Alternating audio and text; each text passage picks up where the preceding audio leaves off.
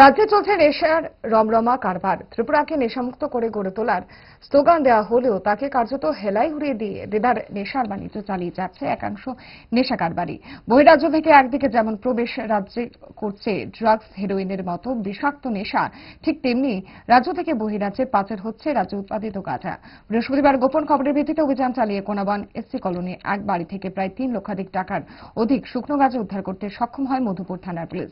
পরবর্তী সময়ে মধুপুর থানার পুলিশ বাড়ির মালিকের বিরুদ্ধে এনডিপিএস ধারায় একটি মামলা দায়ের করে। মধুপুর থানার ওসি দেবজিৎ চ্যাটার্জি জানান, শুকনো গাঁজাগুলি উদ্ধারের ঘটনায় তদন্ত চলছে। বাজেয়াপ্ত গাঁজা 40 কেজির অধিক রয়েছে। তদন্ত সাপেক্ষে পাচারকারী বাড়ির মালিকের নাম প্রকাশ্যে আনতে নারাজ পুলিশ।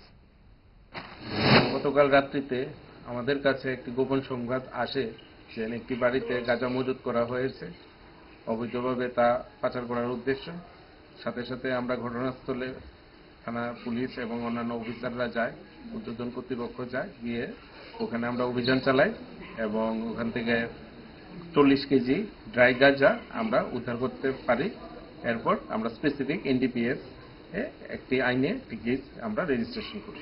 কোন জায়গাতে উদ্ধার হয়েছে? এটা কোনাবন এসসি কলোনি থেকে। কারো বাড়ি থেকে উদ্ধার করেছে নাকি? হ্যাঁ, বাড়ির মধ্যে থেকেই আমরা তা উদ্ধার করতে পেরেছি। মালিকের নাম কি? মালিকের নাম ইতিমধ্যে আমরা কেস রেজিস্টার করা হয়েছে, তো এখন তদন্ত চলছে। নাম বলতে পারবেন না?